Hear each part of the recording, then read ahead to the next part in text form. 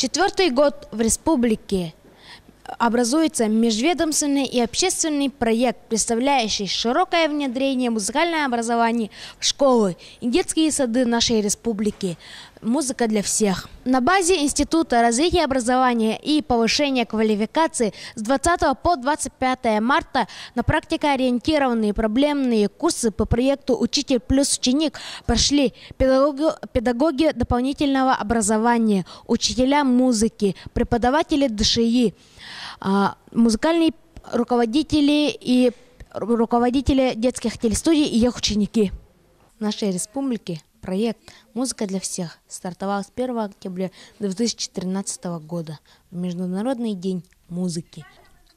Проект «Музыка для всех» является актуальным и своевременным в контексте реализации федеральных государственных образовательных стандартов, нацеленных на развитие интеллектуального и творческого потенциала, активную проектную деятельность самого ребенка, что является ключевой идеей самого проекта. Какие впечатления остались у вас после концерта? Очень хорошие. Много детей увлечены музицированием в самых разных жанрах. Дети и поют, и танцуют, и играют на музыкальных инструментах. И что меня особенно радует, в том числе на синтезаторах дети играют. Вот, это современные, очень такой богатый функциями инструмент, интересный по звуку. Я думаю, что у него большое будущее в музыкальном образовании. А что вы думаете о якутской культуре? Ну, я ее не очень хорошо знаю, но у меня есть сборник произведений на основе якутского народного материала. Вот, у меня есть сюита на якутские темы, я написал ее, 3 якутских танца, и вся та музыка, которую я использовал в своих сочинениях на якутские темы, мне очень нравится. Материал яркий, интересный и вдохновляет композитора на сочинение. Уже сегодня можно говорить о позитивных изменениях в музыкальном образовании.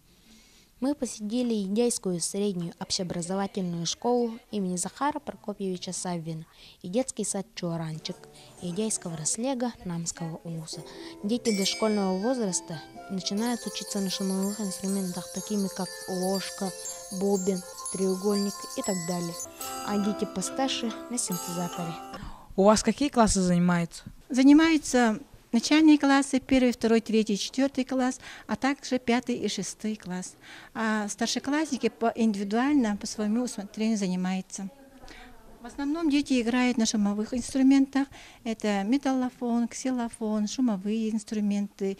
И у нас идет, знаете, специализированное обучение игре на синтезаторах. В условиях взаимообучения ребенок развивает, участвуя в игровой, познавательной, трудовой деятельности.